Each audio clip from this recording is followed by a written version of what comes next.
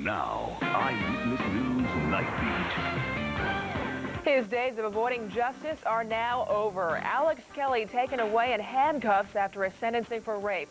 And from that courtroom in Stamford home is now the Bridgeport Correctional Center. Good evening. Prison is where Alex Kelly has been sentenced to spend the next 16 years. He's already behind bars tonight while his lawyers work on his appeals after a sentencing hearing today in Stamford that featured emotional pleas from both Kelly and his victim. NightBEAT reporter Dennis House is live at the jail in Bridgeport with the very latest. Dennis. Al, good evening. Alex Kelly arrived here earlier tonight. This is the Bridgeport Correctional Center, as opposed to a correctional institution where prisoners will spend a good deal of time. Here they're only here for a few days, then they're transferred to another prison.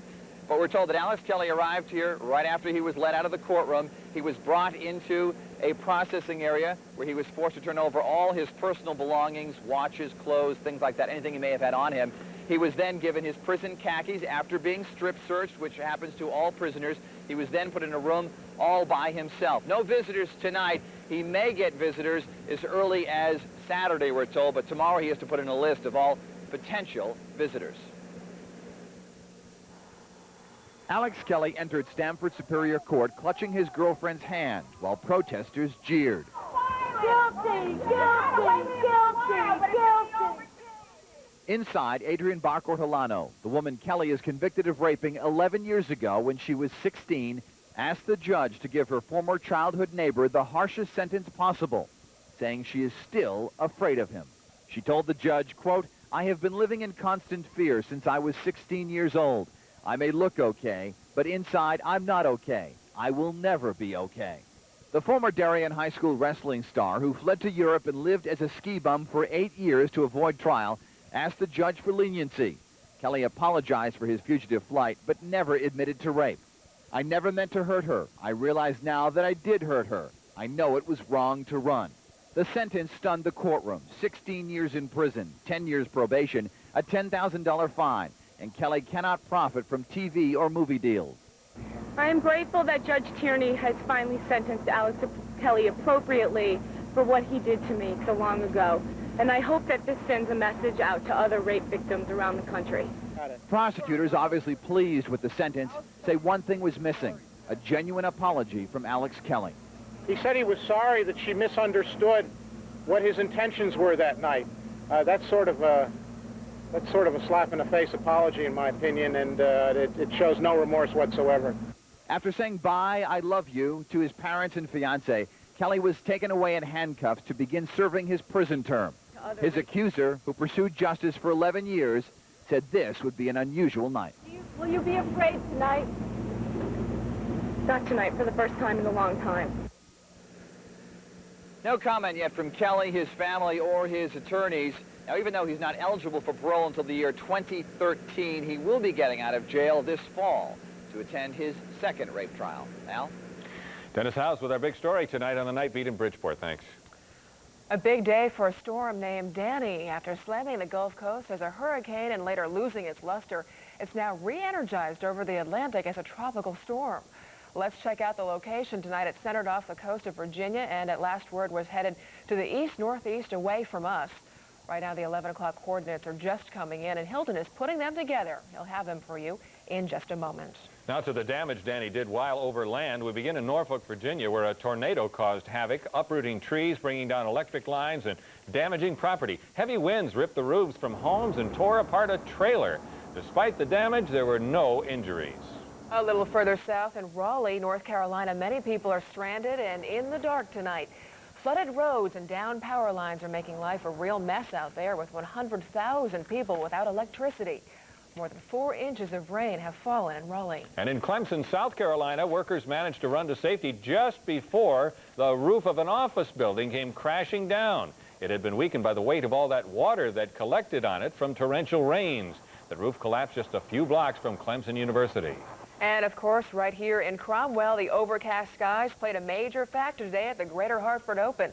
The field teed off in more or less constant rain, and it could continue into the second round tomorrow. Let's get a first look at Connecticut's most accurate forecast. Here's Hilton Kaderli. Good evening, Hilton.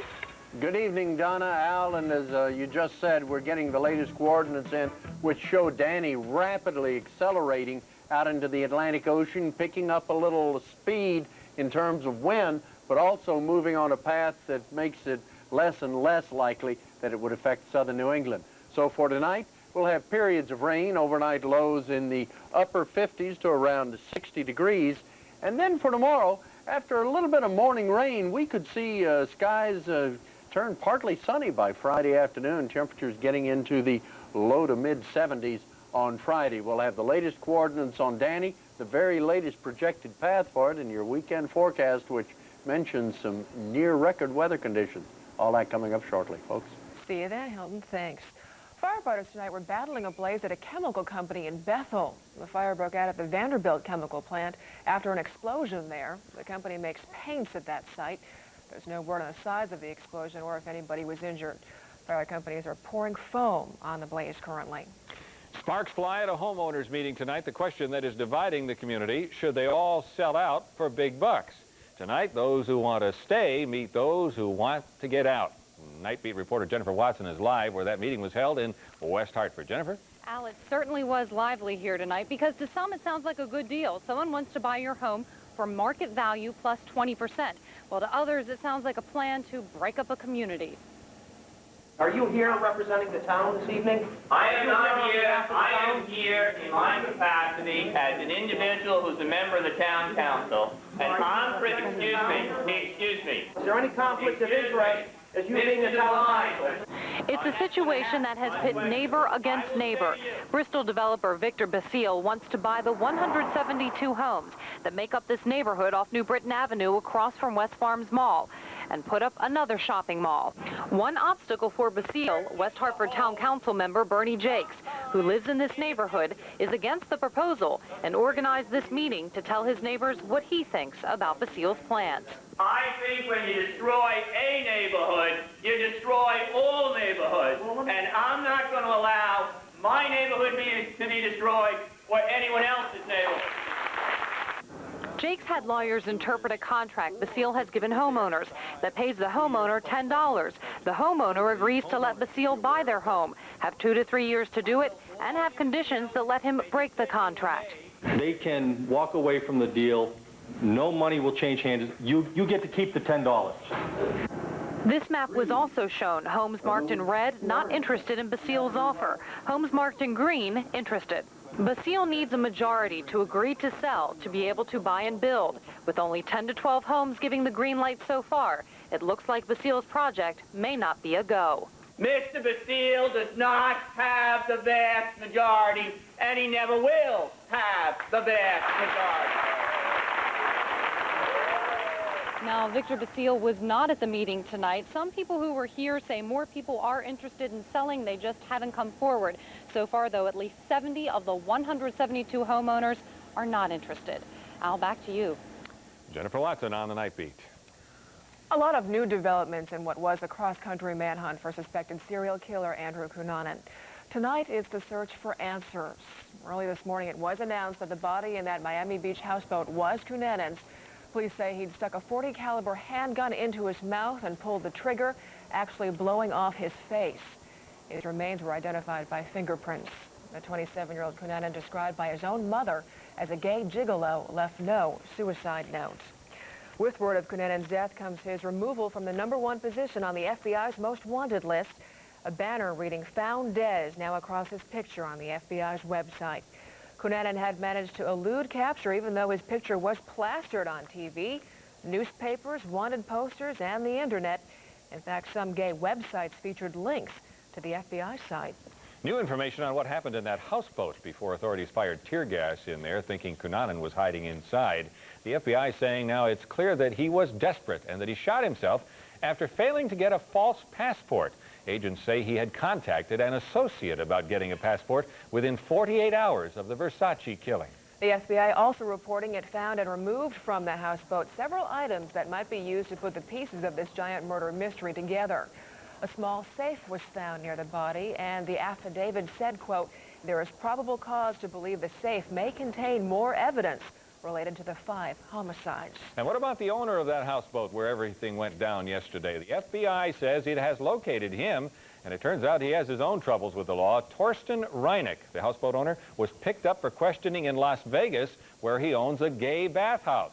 And a prosecutor in Germany says Reineck is wanted there for fraud and possibly tax evasion. The houseboat, by the way, had been vacant for months, and right now there's no evidence that Cunanan knew Reineck.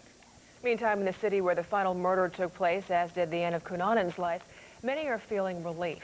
One man in front of a gay bar in the area now says people no longer have to look over their shoulders. And for the family of Cunanan's first suspected murder victim in Minneapolis, his death means the healing can now begin. We're very thankful that this manhunt is over. We're thankful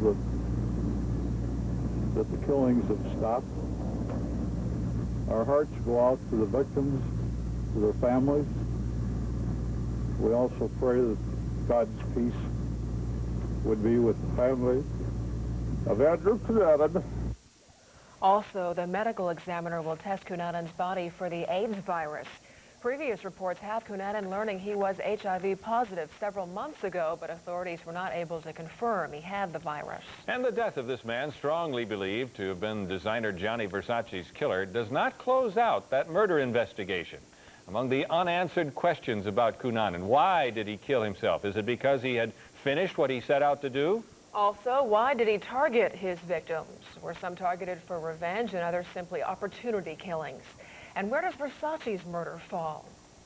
And had Cunanan altered his appearance to elude capture? One report said he may have dressed as a woman, but no information has been released on what he was wearing when he died. Be sure to stay with Eyewitness News for continuing coverage every step of the way in the search for the answers surrounding the Cunanan murders. We have breaking news into the NightBEAT, an alleged shooting and the victim a police officer. Here is what happened, a chase beginning in Waterbury and ending up at Rockwell Park in Bristol. Police from Bristol, Waterbury, and the state are looking for a man who allegedly stole a vehicle in Waterbury and may have shot an officer in Bristol. That word coming from Bristol police themselves. Right now, there is an active search in the Rockwell Park area. Stay with the NightBEAT for information as it comes into us. Yes, we'll continue to monitor that. There is other news tonight.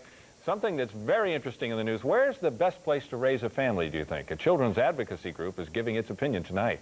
Also in the NightBEAT, a jury finds one Roman Catholic diocese negligent in a molestation case, and wait until we tell you how much the damages are. Ann Landers has a big weight taken from her shoulders tonight. We'll tell you about that. And later on, move over twitches. See why some four-legged animals have really good friends. Stay with us. NightBEAT's coming right back.